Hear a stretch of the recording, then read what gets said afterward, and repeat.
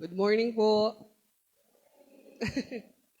Tayo po ay magpatuloy na dun sa series po natin ng The Way of Christ. Na nung nakaraan, 2 linggo tayong na-skip yung series natin ng The Way of Christ. Dahil dun sa anniversary at yung Father's Day. Ngayon po, ang ating series ang ating topic ay tungkol sa daan ng pagkakaisa. Sabi ni Haring David dun sa awit 133 verse 1 po. Sabi niya ganito, napakaligaya at kangahanga sa ating pagmamasid ang nagkakaisa at laging sama-sama na magkakapatid.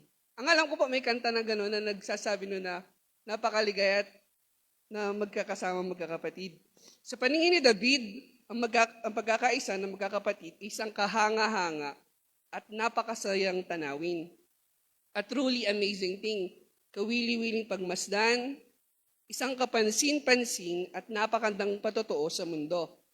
Sa kabaliktaran naman po, anong kabaliktaran ng pagkakaisa? Yun ay pagkakabahagi-bahagi o sa English ay division. Kung gaano ka-beautiful yung pagkakaisa, gano'n naman kapangit yung division, yung pagkakabahagi. Gano'n kapangit ang hindi pagkakasundo. Kaya sa gayon, ang pagkakaisa isang bagay na karapat-dapat hangarin at panatilihin ng mga magkakapatid kay Kristo. Kaya kung gaano ka-beautiful yung pagkakaisa, yun dapat ang hinahangad ng mga taong mananampalataya kay Panginoong Yesus. Dahil kung ang kabaliktaran nga nung pagkakaisa ay division, at yung division na yun ay hindi maganda.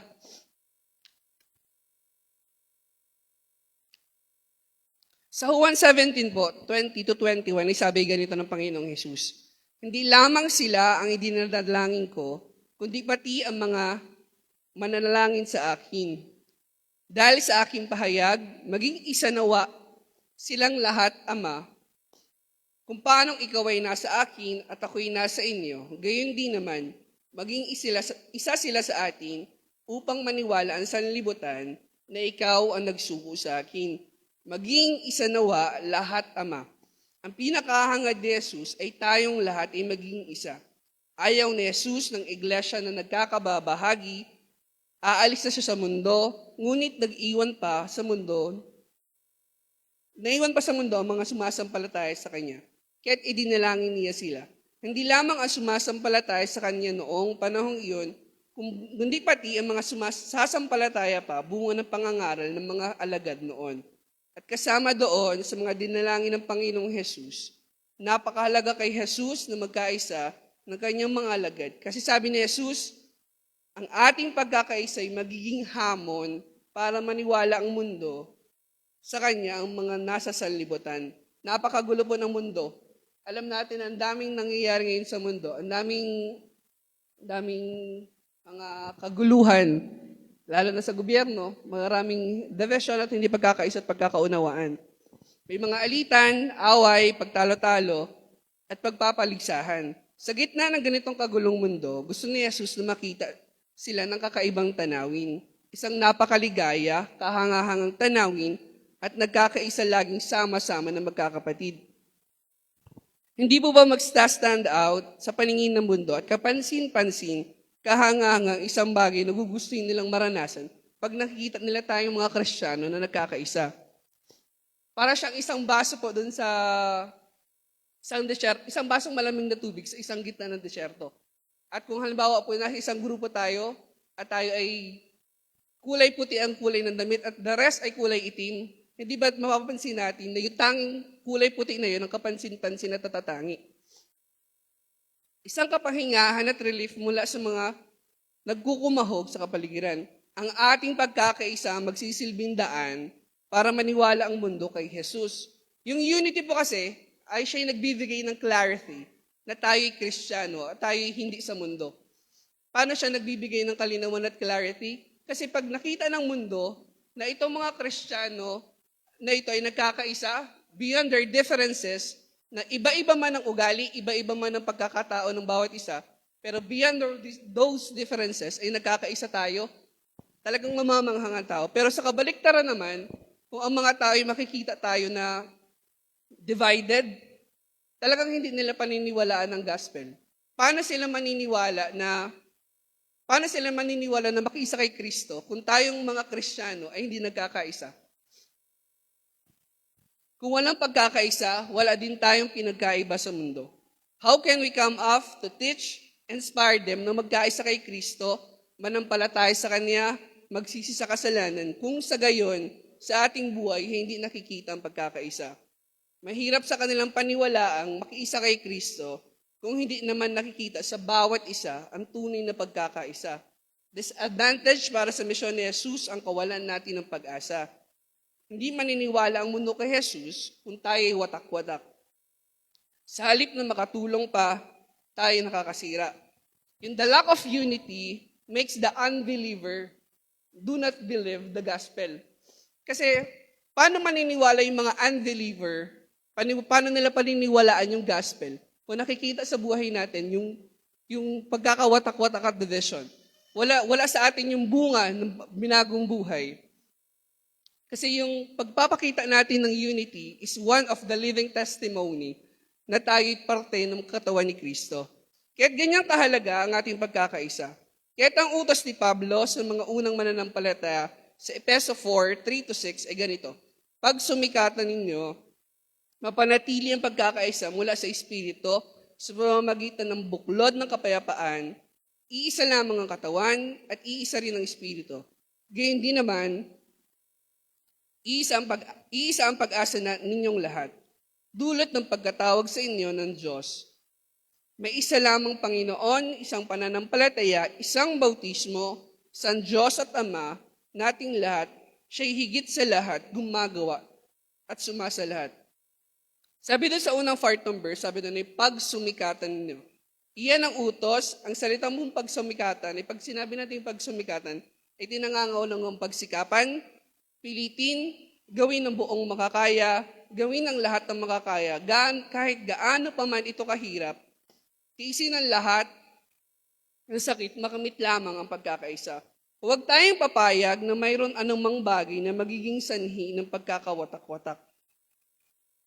Ang ating pagkakaisa mula sa Diyos, ang banal na Espiritu ang gumawa sa puso nating lahat, kaya nagawa nating magsisi at sumampalataya kay Jesus. Iisa ang Diyos, tumawag sa ating lahat at inilingap tayo sa iisang katawan, ang katawan ni Kristo.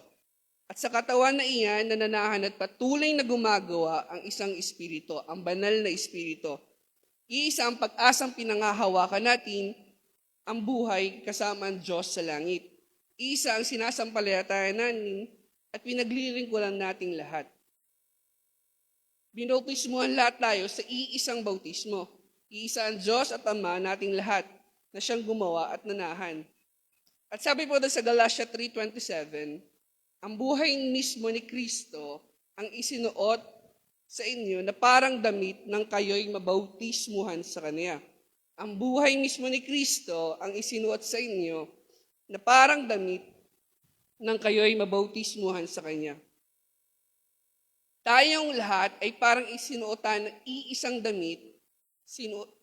Tayong lahat ay pinag-ugnay-ugnay ng Diyos sa Kanyang sarili. Pinag-isa tayo lahat ng Diyos sa Kanyang sarili. Ang pinag-isa ng Diyos ay hindi pwedeng paghiwalayin kailanman ng tao. Kung tayo ay pinag-ugnay ng Diyos, ang Diyos ang naging joint sa atin, never dapat paghiwalayin ng tao ang pinagsama-sama na ng Panginoon. Ang utos ay pagsumikatang mapanatili ang pagkakaisa mula sa Espiritu. Huwag tayong papayag na mahahati at maghihiwalay tayo. Gawin ang lahat na makakaya para mapanatili ang pagkakaisa. Ang malaking hamon sa atin ngayon ay kung paano natin mapapanatili ang pagkakaisa. Kaya ang teksto po natin talaga ay doon sa Filipos 2:2. Pero babasahin ko po siya simula 1 hanggang 15. Sa Filipos 2 po, pero mag-start po tayo sa yung halimbawa po ni Kristo. Sabi ganito,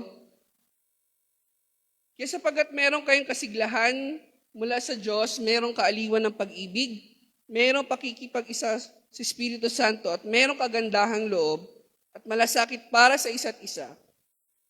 Lubusin ninyo ang aking kagalakan, Magkaroon kayo ng iisang kaisipan, mabuklod kayo sa iisang pag-ibig, at magkaisa kayo sa puso't diwa. Sa verse 3 po, huwag kayong gumawa ng anumang dahil sa pangahagan ninyong maging tanyag, salip, bilang tanda ng pagpapakumbaba, ituring ninyong higit ang iba kaysa sa inyong sarili. Pag sumikatan ninyo ang kapakanan ng iba at hindi lamang ang inyong sarili. Naway magkaroon kayo ng isipan na katulad ng kay Kristo, kahit siya'y likas at tunay na Diyos, hindi niya ipinilitang mapanatiling kapantay ng Diyos. Sa halip, kusa niyang hinubad ang pagiging kapantay ng Diyos at naging katulad ng isang alipin.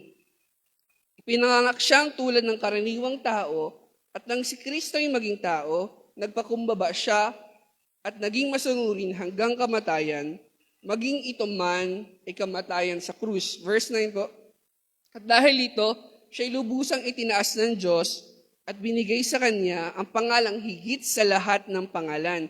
Sa gayon, sa pangalan ni Jesus, luluhod at magpupuri ang lahat ng nasa langit, nasa lupa, at nasa ilalim ng lupa.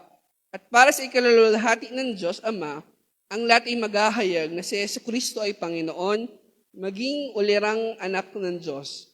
Kaya nga mga minamahal, tulad ng inyong buong pusong pagsunod nung ako'y kasama pa ninyo, lalo kayong maging masunurin, ngayong ako'y malayo sa inyo. Pag sumikatan ninyong maging ganap ang inyong kaligtasan nang may lubusang paggalang at pag-ibig sa Diyos. 13 po, sapagkat ang Diyos ang kumikilos sa inyo upang inyong naisin at sagawa ang kalooban. Gawin ninyo ang lahat ng walang pagtutol at pagtatalo upang kayo'y maging ulirang anak ng Diyos, matuwid at walang kapintasan sa gitna ng mga taong mapanlinlang at mga masasama.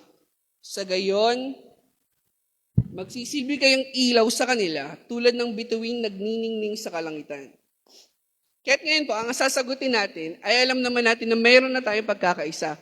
Ang question natin ngayon ay paano natin pananatilihin yung pagkakaisa na yun. Kaya't ang focus natin ay dun sa verse 2 talaga. Kaya't yung unang punto po natin ay paano natin mapapanatili yung pagkakaisa. Sigapin natin magkaroon ng magkaisa sa isipan. Doon sa verse 2 po doon. Sabi doon, kaya nga yamang mayroon kay kaligayahang buhay kay Kristo, magkaroon kayong kaliwan pag-ibig, mayroong pagkakaisa ng Espiritu Santo at mayroong kagandahang loob at pagmamalasakit sa isa't isa. Lubusin ninyo ang aking kagalakan, magkaroon kayo ng iisang isipan. Dahil masaya ang buhay Kristiyano, punong-puno ng buhay at sigla, punong-puno ng pagmamahal, dama ang pagkakaisa ng Espiritu Santo, kitang-kita ang kagandahang loob at pagmamalasakit sa isa't isa. Lubos-lubusin na natin. Kaya sabi ni Pablo, idagdag pa natin ang pagkakaisa para lubos na ang kanyang kagalakan. Ang masayang buhay Kristiyano ay may kulang pa kung walang pagkakaisa. At sabi ni Pablo, ang paraan kung paano magkakaroon ng pagkakaisay, una, para kailangan magkaroon tayo ng iisang isipan. Sa iba't ibang English translation po, siya itinranslate na same mind, like-minded, same mindset of one, and thinking the same way. Ang tinutukoy po dito ay hindi ang ating mga idea o iniisip, kundi ang mga attitude natin kung paano tayo mag-isip, ang paraan kung paano gumagana ang ating isip, kung paano nakawire ang ating isipan. Thinking the same way, iisa ang paraan kung paano gumagana ang ating isip. Kaya para magkaisa, kailangan nagkakaisa tayo ng pananaw. Kaya yun yung unang susi. Paano tayo magkakaroon ng mapapanatili natin yung pagkakaisa? Kailangan tayo may iisang pananaw. Kasi napakahirap na magkaisa ang iglesia kung magkakaiba-iba tayo ng pananaw. Tayo salungat sa isa't isa at walang mangyayari na union at harmonization kung tayo ay magkakaiba-iba ng pananaw. Kailangan iisa ang perspektibo ng bawat isa. Maaaring iba-ibang ating iniisip, pero kung iisa ang paraan kung paano tayo mag-isip, magkakasundo din tayo, anuman ang balakin. Mag-iba tayo ng idea. At madalas magkaiba tayo ng pananaw. At maluba pa, iniisip natin, ang nasa isip natin, ang siyang tama, at ang iniisip ng iba ay siyang mali. Dito tayo minsan nagkakaroon ng nagsisimula yung pagkakaroon ng division at hindi pagkakaroon ng pagkakaisa-isa. Kasi pag tiningnan natin at inisip natin na yung sarili nating pananaw ay mas higit at mas tama doon sa iba, tayo binubulag nun. At yun ay nagiging cause para naglalo nating inapilit na itong alam ko at itong idea ko, itong pananaw ko, ito'y tama. The rest na mapapakinggan ko na pananaw ng ibang tao sa loob ng iglesia ay mali na. Doon nagsta-start na mag-occur yung pagkakaroon ng division at hindi maputol yung pagkakaisa na mayroon tayo.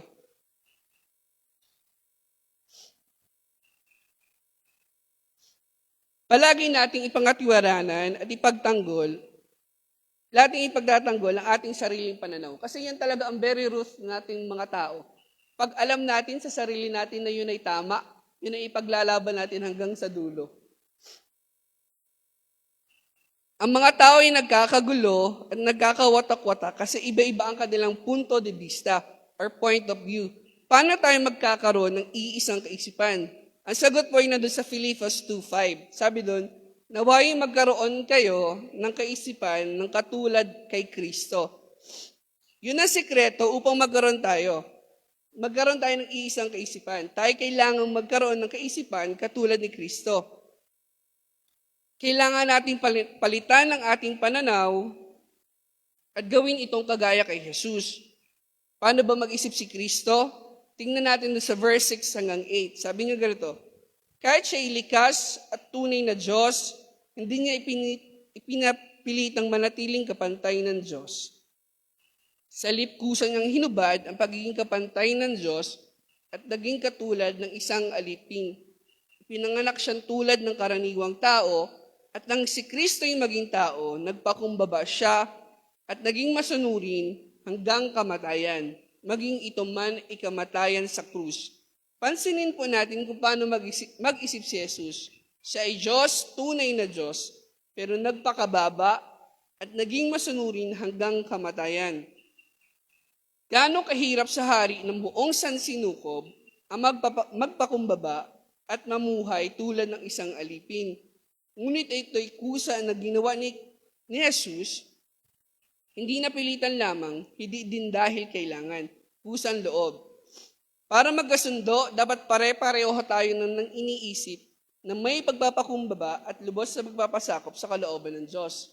Ngayon, ang tanong, yung question natin kanina, paano tayo mapapanatili natin pagkakaisa? Kailangan natin magkaroon ng iisang isip. Paano tayo magkakaroon ng iisang isip? Kailangan natin magkaroon ng isip ng katulad na kay Kristo.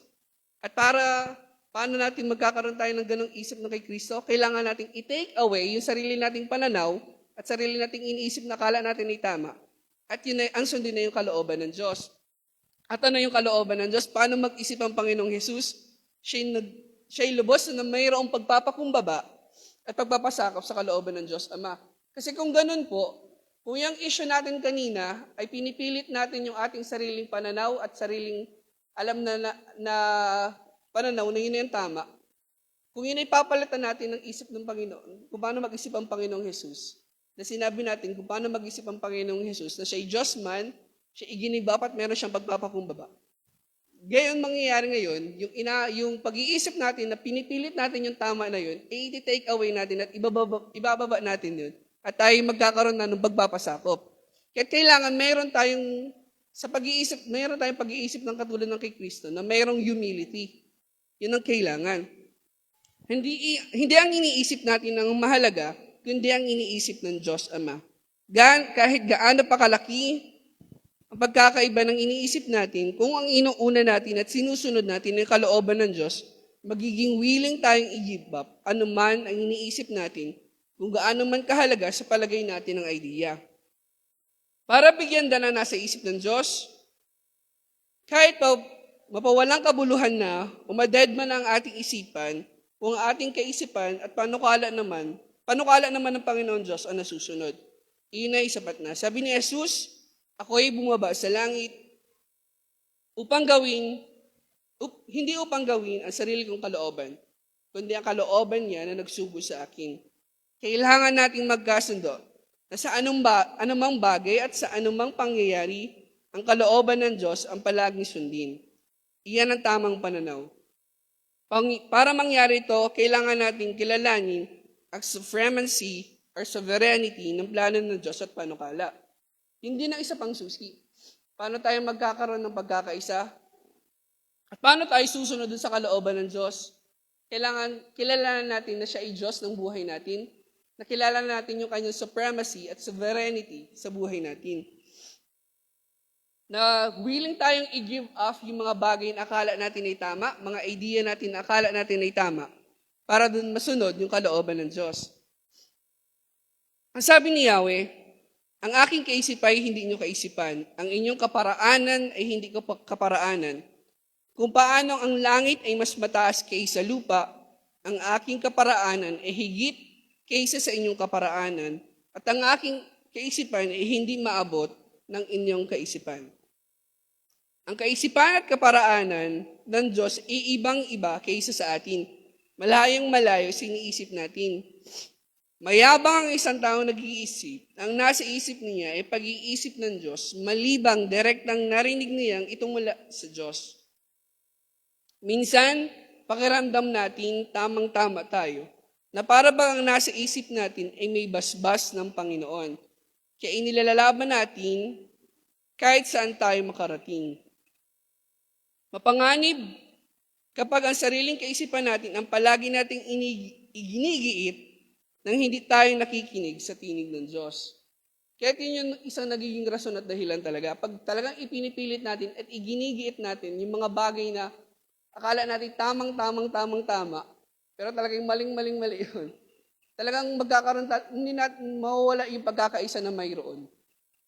Kaya kailangan talaga ng pagpapakumbaba at kailangan kilalanin yung sovereignty ng Panginoon at kailangan din talagang isipin natin, kagaya na sinabi ng verse na yung kaparaanan ng Panginoon ay higit sa kaparaanan natin. Huwag nating ipilit ang ating sariling kaisipan, kundi palaging bigyan puwang ang kaisipan ng Diyos. Si Jesus, hindi niya ipinagpilitang manatiling kapantay ng Diyos, kahit totoo naman na siya ay Diyos. Timbangin natin kung ating iniisip ba ay pag-iisipan ng Diyos o makasarili na. Palaging isaalang-alang na maaaring mali ka.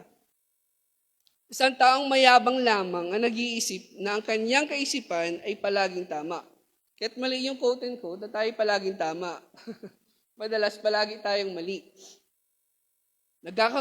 Nagkakagulo tayo kapag iniisip natin ng ating panukala ang pinakamabuti sa lahat at hindi dapat ipagwalang bahala o palitan ng iba pa. Nahahayag at napapatunayan ng kakayahan natin makipag-isa kapag na-challenge ng kaisipan ng iba ang ating sariling kaisipan. At iyan din naman ang pagkakataon para siyasatin ng ating sarili kaisipan kung sa Diyos pa ba ito o sa ating sarili lamang.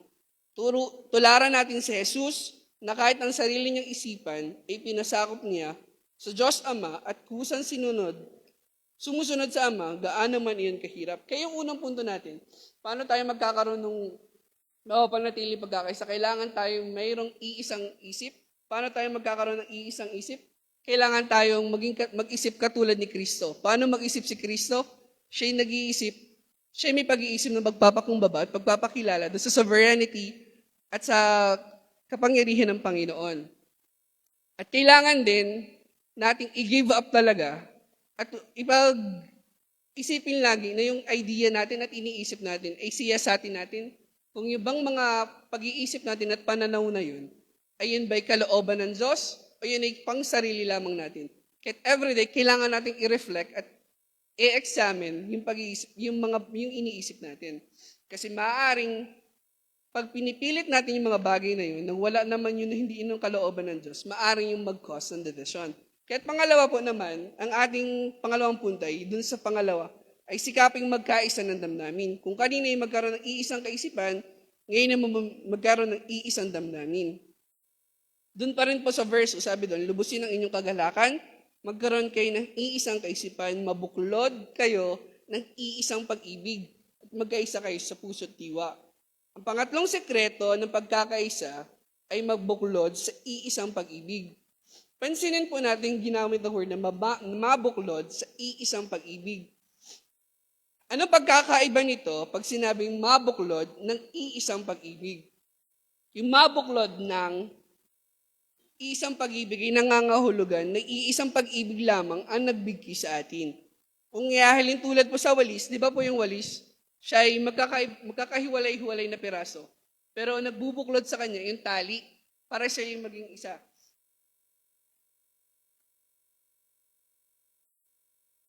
Sa atin naman mga Kristiyano, ang buklod na nagbibigki sa atin ay ang pag-ibig ng Diyos. Pinagsama-sama tayo ng pag-ibig ng Diyos, ang Diyos na umibig sa atin at nagbigkis para tayo maging isa. Doon sa kabilang banda naman po, yung mabuklod sa pag-ibig, sa iisang pag-ibig, ay nangangahulugang tayong lahat, ang bawat isa sa atin, ay nagsisikap na magkaisa sa pamamagitan ng pag-ibig. Ang pag-ibig na binuhos ni Kristo sa puso natin, ang pag-ibig na nagbunsod upang ibigin din natin ang iba. Kung paano tayo inibig ni Kristo, ganon din naman ibigin ng iba. Sa una, ang Diyos ang gumagawa. Sa ikalawa, tayo ang gumagawa. Pero parehas na ang pag-ibig ng Diyos ang ginagamit para magkaisa. Hindi natin kayang magmahal sa iba kung sa ating sarili lamang. Kasi yung love natin ay insufficient enough para mahalin yung ibang tao. Kasi talagang pinanganak tayo na laging mas mahal natin yung ating sarili. Pero nakakapagmahal tayo kasi ganito ang sabi. We love because He first loved us. Nagagawa nating umibig sa iba dahil nauna na tayong minahal at pinadamahan ng pagmamahal. Dahil sa pagmamahal ng Diyos na naranasan natin, nagagawa din naman nating makaibig sa iba. Hindi ba madaling mahalin ng tao? Tayo makasarili, ang iniisip natin palagi ay ang ating sarili at ang mahal natin ay ang ating sarili. It is very true po sa atin na simula pagkabata pa lang, kung mapapansin po natin yung isang bata, pag siya may isang laruan, di ba po napaka-selfish na hindi niya pag may nahiram na isang bata, hindi niya inapahiram. Kasi makikita mo nun sa modelo na yun na talagang bata pa lamang tayo, wala pa man tayo sa muwang, talagang very root na ng ating sarili, na mas mahal natin ang ating sarili. Na pag may pagkain yung isang bata, pag yun na lamang ang pagkain niya, never at never niyang ibibigay yun sa ibang bata. Kaya the very root, simulat sa pool pa lamang, talagang mas mahal natin ay ang ating sarili. Ang lagi nating iniisip ay para sa ating sarili. At dahil makasarili tayo, mahirap para sa atin ang magmahal sa iba. Kaya't nahihirapan din tayong magmahal ng ibang tao. Kasi pag makasarili tayo, napakasikip ng point of view natin. Napakaliit ng picture na nakikita natin. Kasi pag tayo makasarili, ang tanging nakikita natin yung kakaparampot dun sa sarili lamang natin. Hindi na natin nakikita yung mga tao sa paligid natin, yung nasa kaliwat, nasa kanan natin. Kaya't mahirap magkaroon ng pagmamahal sa ibang tao, ang isang taong makasarili. Ang ating pagkamakasarili ay naging dahilan ng ating pagkakanya-kanya at pagkababahagi. Kaya inutos ni Jesus na ibigin natin ang ating kapwa gaya ng ating sarili. Kung sa ating pagkamakasarili ay ang sarili lamang natin ang minamahal natin, napaka-imposible sa atin para mahalin ang ibang tao. It's very impossible na mahalin natin ibang tao kung lagi ang iniisip natin ay you, me. Kasi kung paano natin mapo-point out dun sa ibang tao yung pagmamahal natin, kung gayong lagi ang focus natin ay nasa ating sarili. Ngunit kung iibigin natin ang iba, kagaya ng pagmamahal natin sa ating sarili, hindi ba magagawa natin silang mahalin gaano man sila hindi kamahal-mahal. Sabi po ni Pablo dun sa Roma 12, 9-10, sabi niya ganito, maging tunay ang inyong pagmamahal, kasukulaman ninyo ang masama at pakaibigin ng mabuti. Magmahalan kayo bilang magkakapatid at pahalagan ninyo ang iba nang higit sa pagpapahalaga nila sa inyo. Maging tunay ang inyong pagmamahal. Huwag mapakunwari, huwag pakitang tao. Ang tunay na pagmamahal lamang makakagawa ng mabuti sa kapwa. Ang taong totoong nagmamahal lamang ang magpapahalaga sa iba ng higit sa pagpapahalaga niya sa kanyang sarili. Kapag mas mahal natin ang ating sarili kaysa iba, hindi na tayo tunay na nagmamahal. Kaya kailangan, para tayo makapagmahal ng ibang tao, kailangan, kung anong kabaliktaran ng pagiging selfish, kailangan tayo maging selfless. Kailangan ang buhay natin ay hindi naka-self-centered, hindi naka-center sa buhay natin, kasi malabo tayong makapagmahal ng ibang tao kung lagi ang pag-ibig natin nakasentro lamang sa atin. Pero kung magmamahal tayo, kung paano natin, ng ibang tao, kung paano natin minamahal yung ating sarili, gaano man hindi ka mahal-mahal yung tao na yun, mamamahal natin yun. Maaari tayong magkunwaring magmahal, pero mahayag din ito kapag nagkaiba-iba na ang ating mga idea at nagtalo-talo na tayo. Sa panahon ng di pagkakasundo, lumilitaw masamang pag-iisip sa kapwa, mga pagbibintang at akusasyon, kasama na ang masasakit na salita. Kasi the very test po nung pagmamahal natin sa ibang tao ay hindi naman dun sa mga mabubuting pagkakataon. Yun ay nadetest, magkunwari man tayo na mahal natin yung ibang tao, yun ay matitest at mahayag yung tunay natin na pagmamahal sa panahon ng kahirapan at kagipitan. Kasi doon talaga, pag nagkaroon na ng argument at hindi pagkakaunawaan, doon nalalabas yung lack of love natin sa ibang tao. Nalilimutan nating magmahal, bumabalik tayo sa pagiging makasarili. Ipinaapaalala ng ating mensahe ngayong umaga na huwag tayong tumigil magmahal, lalong-lalo na sa panahon ng hindi pagkakaunawaan.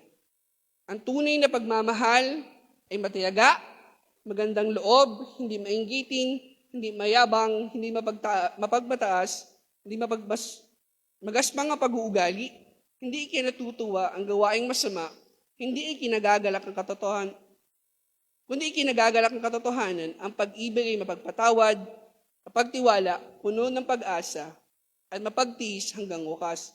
Ito ang larawan ng tunay na pag-ibig. Walang puwang dito ang pagkamakasarili, kundi pawang para sa ikabubuti lamang ng kapwa ang iniisip. Paano hindi tayo magkakaisa kung ganito nating iniibig ang isang isa?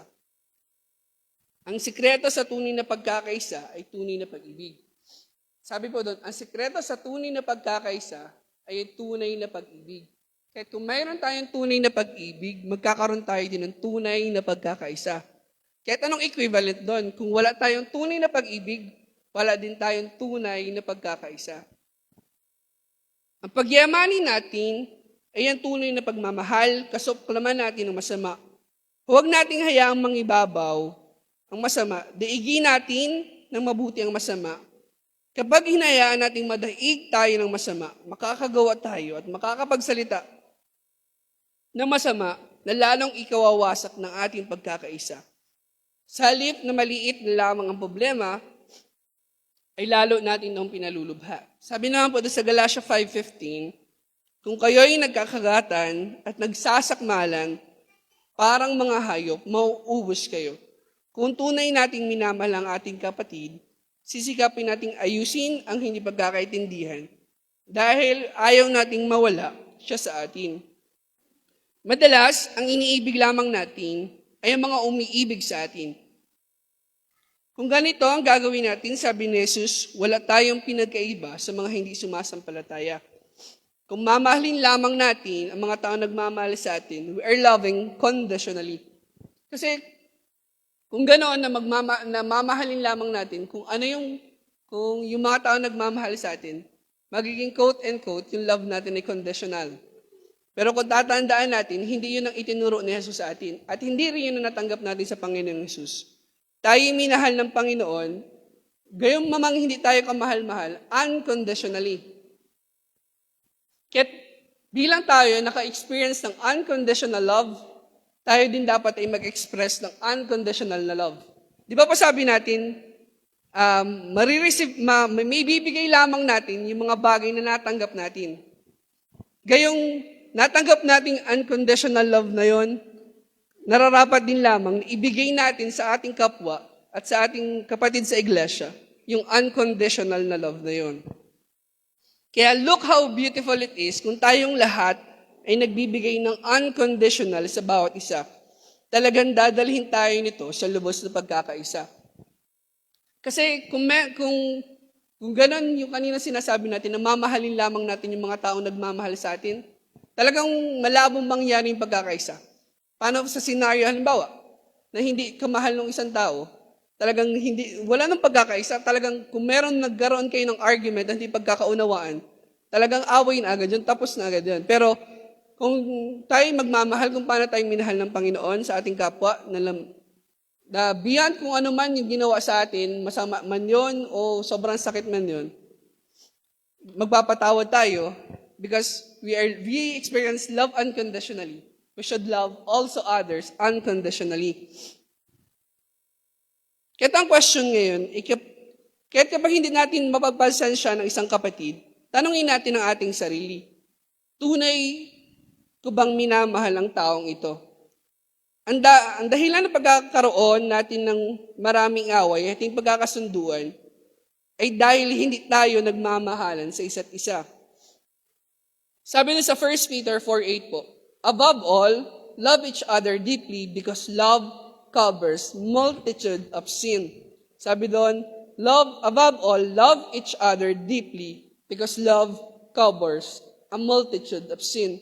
Ang malalim na pagmamahal sa isa't isa ang magtatakip ng maraming kasalanan. Ang mababaw na pagmamahal ay hindi sapat para mapagpasensyahan natin ang iba. Kapag hindi natin mahal ang iba, kitang-kita natin ang mali nilang ginagawa. Di ba ganun po? Pag hindi sufficient enough yung love natin at hindi tayo nagmamahal unconditionally, pag yung love natin ay sabihin natin 20% at hindi sagad to the max, talagang konting mali lamang ng tao na yun, talagang makikita natin. Pero pag tayo nagmamahal ng lubos-lubos, gaano man kalaki yung pagkakamali ng tao na yun, yun ay nakikita natin na para patawarin. Hindi natin siya ikinagagalit agad-agad. Napapagpasensya natin.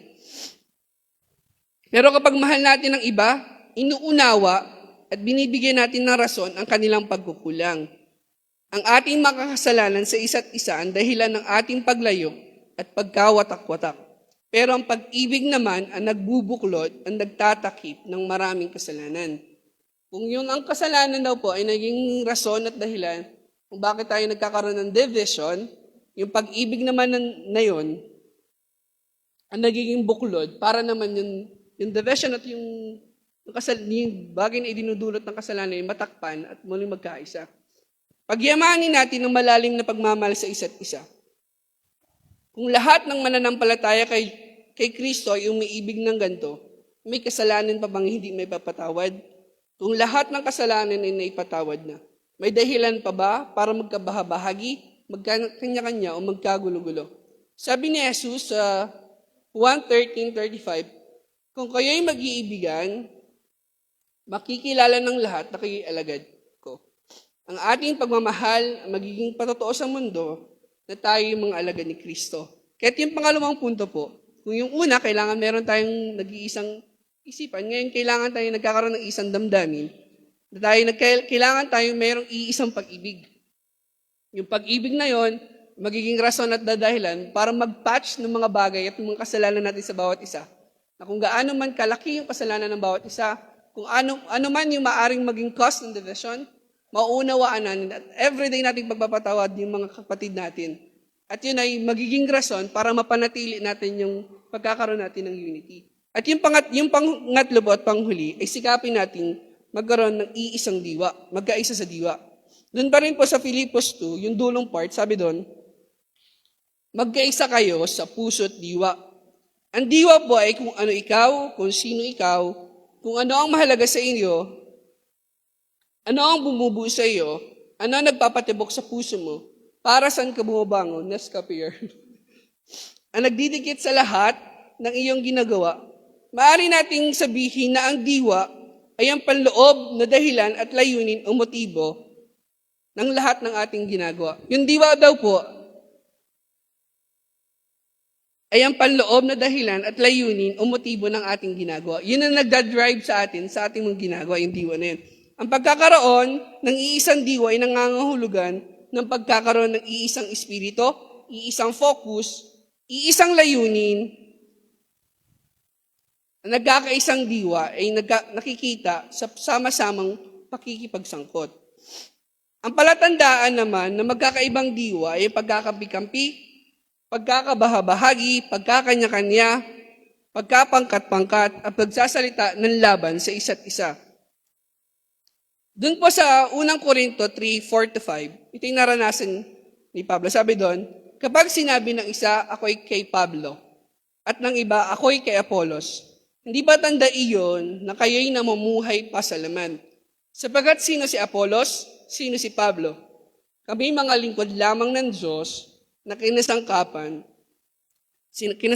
niya upang akayin kayo sa pananalig kay Kristo. Ang kanilang pagkakampi-kampi ay bunga ng maling saloobin. Ang kanilang katapatan at commitment ay nasa tao at wala sa Diyos. Kaya't itinama ni Pablo ang kanilang pananaw. Sino ba kami? Mga lingkod lamang kami ng Diyos. Ang Diyos ang mahalaga, hindi kami. Ang pagkakampi-kampi para kay Pablo ay tanda ng pagiging makalaman. Kahit papaano natin pangatiwaranan, basta nagkakampi-kampi tayo, iyan ay gawa na ng laman. Sapagat hindi pagwawatak-watakin ng banal na Espiritu ang kanyang sariling katawan. Tayo ay templo ng banal na Espiritu, walang Kristiyanong puspos ng banal na Espiritu ang magbibigay ng kanyang loyalty sa tao o magsusulong ng agenda ng sino mang tao. Sa taong puspos ng banal na Espiritu, ang allegiance o katapatan ay nasa Diyos lamang, sa mga layunin at plano ng Diyos lamang. Kapag tayo nagkakampi-kampi, ipinapakita nito na tayo makalaman sapagat kung ano ang salungat sa gawaan o hindi ginagawa ng banal na Espiritu ay siyang malinaw na paggawa ng laman. Sabi ni Pablo, nagkaroon ng argument kanina yung mga alagad na sila doon kay Apolos, yung isa kay Pablo. Sabi dito, nagkakaroon tayo ng maling pananaw pag ang allegiance natin at katapatan ay nasa tao. Na huwag natin kakalimutan na ang allegiance at katapatan natin ay wala dapat sa tao kundi nasa Diyos. At sinabi din dito, kapag tayo nagkakampi-kampi, yun ay malilaw na indication na tayo namumuhay pa sa laman. Kasi kung anong hindi ginagawa ng banal na Espiritu at kabaliktaran ng ginagawa ng banal na Espiritu, it's automatic na yun ay gawa ng laman. Kung yung mga bagay na hindi ginagawa ng banal na Espiritu, yun ay automatic na gawa ng laman. Kaya yung pagkakampi-kampi at pagkabahabahagi ng mga alagad sa kanina ay pagpapakita na na sila'y namumuhay pa sa laman.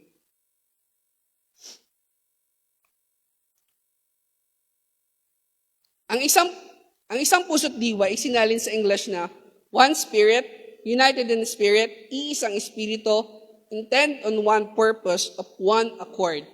Kung gayon, ang pagiging isang diwa ay pagkakaisa sa espiritu, sa saloobin at layunin.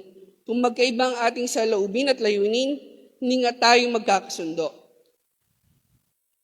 Halimbawa, anong diwa ng paglikha or creation? Sabi po doon sa Revelation 4:11, Thou art worthy, O Lord, to receive glory and honor, power, for thou hast created all things, and for thy pleasure they are and were created.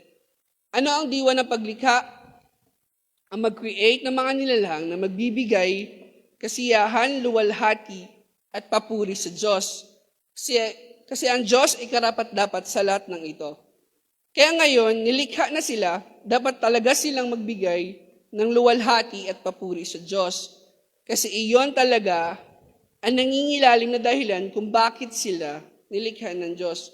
Kaya't bagamat tayo pong mga tao ay may kalayang mag-isip, dumama, magpasya, at magplano, dapat pa rin natin ginagawa ang lahat ng ito ayon sa tunay na dahilan ng pagkalikha sa atin. Hindi tayo independent o hiwalay sa tunay na dahilan ng pagkalikha sa atin. Hindi tayo nabubuhay para maging masaya o bigyan ng kasiyahan ang sarili. Nabubuhay tayo para bigyan kasiyahan ng Diyos. Kung sa gayon, lahat ng ginagawa natin ay dapat nakapokus sa pagbibigay kasiyahan sa Diyos. Ano man ang ginagawa natin, hindi para sa Diyos, kundi para sa pansariling hangarin, ay magiging sanhi ng pagkakanya-kanya at pagkabahabahagi. Ano man ang ginagawa natin na hindi para sa Diyos, kundi para sa pansariling hangarin, ay maaring maging sanhi ng pagkakanya-kanya at pagkabahabahagi. Samantalang lahat naman ng ginagawa natin para sa kaluwalhatian ng Diyos ay siguradong pagkakaisahin at pagkakasunduan ng lahat ng nanampalataya sa Panginoon. Madalas iniisip natin ang ginagawa natin ay para sa Diyos, pero ang totoo ay para lamang ito sa ating sarili. Maring madalas iniisip natin yung mga bagay na yun na ginagawa natin everyday sa buhay natin ay ginagawa natin para sa Diyos. Pero pag tayo magre-reflect, minsan, namamali na yung motive at namamali na yung reason kung bakit natin ginagawa yun. Maaaring minsan ginagawa natin out of responsibility, maaaring ginagawa natin out of habit, o maaari natin ginagawa minsan yun dahil yun ang nakasanayan. Dahil doon, pag namali na yung saloobin at layunin kung bakit natin ginagawa yun, doon na nagsa-start na maaaring magkaroon ng pagkakaroon ng division at pagkakahiwalay. Kasi sabi dito, kung ang mga saloobin at ginagawa natin ay layunin para sa kalooban ng Diyos, walang ibang dadalhin yun kundi sa pagkakaisa. Pero kung ang layunin at dahilan na natin ay nasi-shift out na sa Diyos at papunta sa ating makasariling mga layunin at naisin, doon nagsa-start na magkakaroon ng kaguluhan at division. Dapat iisang hangarin ang maluwalhati at mabigyan ng kaluguran ng Diyos. For as long as Diyos ang nagbibigay kaluguran at kasiyahan, for as long as ang Diyos ang naluluwalhati, magkaiba man ang ating pamaraan, tama parehas yun. Kaya hindi natin masabing mali ang isa at tama ang isa. Ang mahalaga ay iisa ang diwa nating lahat. Nagkakagulo tayo kasi iniisip natin na tayo ang tama at ang mga taong niiiba sa atin ay mali. Yun nagiging cause and reason. Iniisip talaga natin lagi na yung ating iniisip ay tama. Kahit sabi po natin sa unang punto, ipangangatwiranan natin na laging iniisip natin na hindi agad-agad yung tama. Kailangan nating i-reflect at examine yun kung yun ay yung kalooban ng Diyos. Maaring parehas tayong tama kung natutupad natin parehas ang layunin ng Diyos. Maaari din namang parehas tayong mali kung dahil sa pagpipilit nating iniisip nating tama ay hindi natin natutupad ang layunin ng Diyos. Kung nagpipilit tayong magsama pero magkaiba ang ating diwa, wala ngang tatama at hindi tayo magkakaari. Sabi sa Amos 3:3, sabi doon, maaari bang magsama sa paglalakbay ang dalawang taong hindi nagkakasundo? Sa New King James Version po, sabi doon ay, can two walk together unless they are agreed? Magtatalo lamang tayo tungkol sa lahat ng bagay hanggat hindi muna tayo umuupo at nagkakasundo tungkol sa dahilan at layunin ng ating ginagawa. Kailangan muna natin magkaroon ng iisang diwa. Kapag nagkasundo na tayo sa ating layunin, ang layunin na ang magdidikta ng ating pangkaparaanan. Kaya kailangan mauna ay yung pagkakaroon natin ng iisang layunin. Hindi na mahalaga kung magkakaiba-iba tayo ng kaparaanan kung paano gawin yung layunin na yun. Ang mahalaga, mayroon tayong iisang diwa at iisang layunin. Yung kaparaanan ay to follow na yun kapag mayroon na tayo ng iisang layunin na yun. Kapag nagkasundo na tayo sa ating layunin, magkakasundo na rin tayo sa pamamaraan. At kung anong ang naunang pamamaraan na pinagkasundoan natin na hindi nagtagumpay na maabot ang layunin, maaari natin itong baguhin. Dahil hindi ang pamamaraan ang mahalaga, kundi ang layunin ng Panginoon. Ang layunin din na nagtatakda kung ano ang paniniwalaan at hindi paniniwalaan, kung anong katanggap-tanggap at hindi katanggap-tanggap. Kahit magkahiba ang ating pamamaraan, kung natutupad naman natin ang ating layunin, okay na iyon. Hindi na dapat paka-persecutin ang ating kapatid na iba ang paramaan. Ngunit kung isa ang layunin, pero ang paraan ng kapatid ay hindi nakakatulong para matupad ang ating layunin, dapat natin kausapin ng kapatid para baguhin niya ang kanyang pamamaraan at nang matupad ang layunin ng Diyos. Huwag nating hayaan na ang sino ang bahagi ay hindi tumutulong sa pag-abot ng layunin. Ang mali ay kapag pinipilit natin magsama ang dalawang taong magkaibang layunin, talagang magkakagulo sila. Kung magkaiba ang layunin, hindi talaga magkakasundo iyan, kaya't huwag natin silang piliting magsama. Parang sa music po. Itong mga instrumento na ito, sila'y nag-harmonize pag sila'y pare-parehas ng timing. Pero kung ang bawat isa, mo itong drums, itong keyboard, itong gitara, ay magkakaiba-iba sila ng timing at tempo, talagang hindi sila mag-harmonize, magkakagulo-gulo sila. Gayon din tayo sa ating Kristiyano. Kung magkakaiba tayo ng layunin, malabot-malabot talagang magkaisa tayo.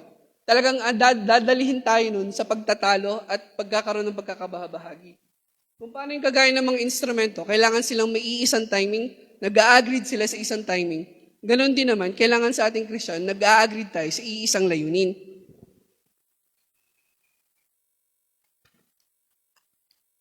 Lagi nating din tandaan ng ating pananampalataya hindi patungkol sa atin. Hindi ito para sa atin, kundi para sa kaluwalhatian at kapurihan ng Diyos. Maaaring yun ang minsan natin nalilimutan. Kung bakit natin ginagawa ang mga bagay na yun.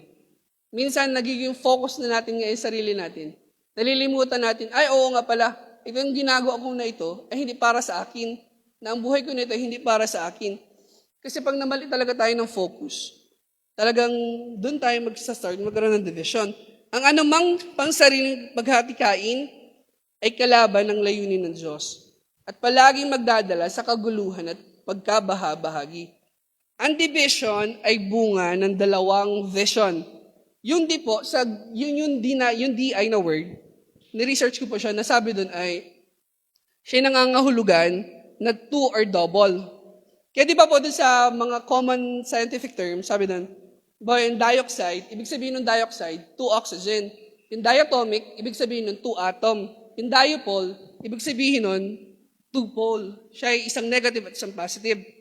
Kaya yung division, pag sinabi natin yung D ay dalawa, at yung vision, siya ay dalawang vision. At alam naman natin, sinabi natin sa unang mga nasabi natin, hindi pwedeng magsama ang dalawang vision. Kailangan may iisang layunin namang. At iwasan natin magkaroon ng pansariling layunin. Sikapin natin magkaisa sa iisang layunin lamang, ang bigyang kaluwalhatian at karangalan at kalayaan, ang Panginoong Diyos na gumawa sa ating buhay. Kaya yung pangatlong punto, ang point of view doon ay, kailangan meron talaga tayong iisang layunin. Kaya bilang pagwawakas po, sabi doon sa John 17:21, kung paanong ikaw ay nasa akin at ako'y nasa iyo, gayon din naman, maging isa sila sa atin. Maging isa sila sa atin. Ang uri ng pagiging isa ng Diyos Ama at ni Jesus, ang uri ng pag-iisa na gusto na maranasan natin. Ang isa't isa kasama ang Diyos. Ang pagkakaisa ng mga mananampalataya ay hindi option na maaari nating piliin o ayawan. Kaya hindi man siya option sa ating mga Kristiyano na ay, ayoko maki-join dyan, hindi ako makikiisa dyan. Talagang obligation natin at inaasahan sa atin yung pagkikiisa sa ating mga kapwa mananampalataya. Ang katawan ni Kristo ay hindi pwedeng paghati-hatiin o pagwatak-watakin dahil lamang sa ating pagmamahal at pakakundangan sa isang tao. Hindi tayo naglilingkod sa tao. Tayo kay Kristo naglilingkod.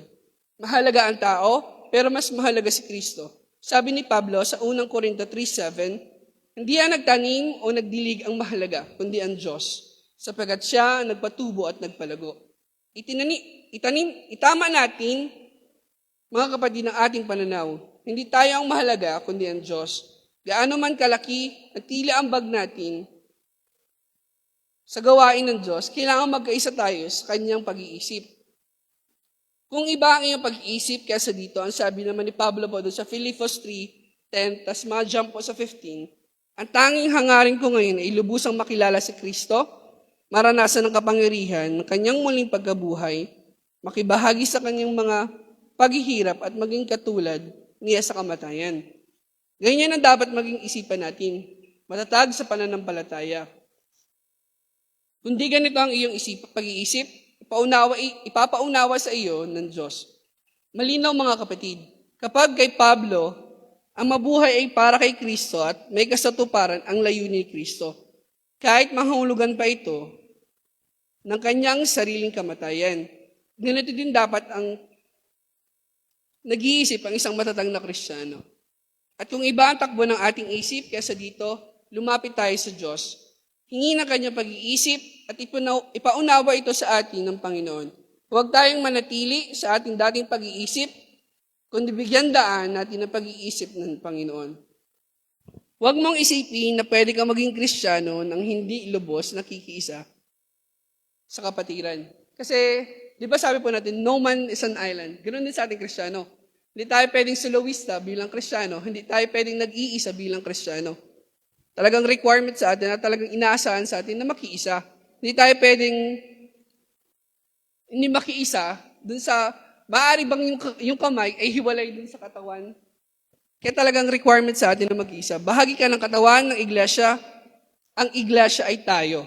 Hindi pwedeng bahagi ka ng iglesia, pero hiwalay ka sa katawan o nagsosolo ka sa iyong sariling paniniwala at pamamaraan. Kailangan mag-isa sa layunin, pananaw, at pagmamahal sa loob ng iglesia. Malinaw ang hangad ni Jesus. Maging isa sila sa atin. Ang gusto talaga ni Jesus ay magsama-sama tayo bilang magkakapatid sa ating pagsasama. Maging isa tayo bilang katawan niya at maging isa tayo sa Kanya at sa Ama. Lumalayo tayo kapag hindi natin nakakasundo ang iba. Iniisip natin iyon ang tamang solusyon para manatili ang kapayapaan. Hindi yan ang tamang gawin. Ang sabi ni Pablo, pag sumikatan ninyo, mapanatili ang pagkakaisa mula sa Espiritu sa pamamagitan ng buklod ng kapayapaan. Ang anumang hindi pagkakasundo ay dapat inaayos, pinag-uusapan, nililinaw at hindi itinatahimik lamang. Kasi the more na pinatatagal natin at hindi inaayos yung pagkakaroon ng disagreement, lalo lamang yung dadalhin nun sa lubhang pagkakaroon ng division. Kaya't kung mali yung pananaw na hindi natin pagharap at pagsaayos ng mga bagay niya para maiwasan yung banggaan ng dalawang parties. Mali yun dahil hindi yun ang tunay na kapayapaan. Hindi yun ang tunay na solusyon. Kasi dapat talaga tayong mga Kristiyano ay mayroong tunay na pagkakaisa. Ang pag-iwan ng maling salubin laban sa kapatid ay hindi makakatulong para makamit ang pagkakaisa. Kung hindi ka palubos nakaisa ng mga kapatid sa pananampalataya, nasan ang problema? Hindi pa ba nagbabago ang paraan na ikaw yung nag-iisip doon sa unang punto natin? Hindi pa ba tayo committed na magmahal kagaya ng pagmamahal ni Kristo sa atin? Yung nasa pangalawang punto natin. O makasarili pa ba tayo sa ating mga layunin at motibo? Kaya't siya sa atin ang ating sarili.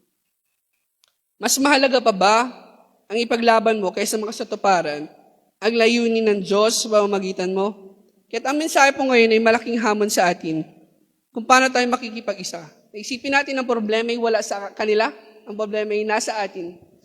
Na malaking hamon yon kung paano tayo mag-iisip ng kaparehas ng lahat. At ang pinaka-key po siguro ay kailangan natin matuto tayong i-surrender yung ating rights at yung ating sarili. Kasi yan ang susi para makapagmahal tayo ng ibang tao, para mapapatawa natin ibang tao, para ma-give up natin yung mga sarili nating layunin doon sa pangatlong punto at doon sa unang punto para mag-give up natin yung mga bagay na akala natin ay tama. Kaya't nawa po yung napagpala po tayo ng mensaheng yun.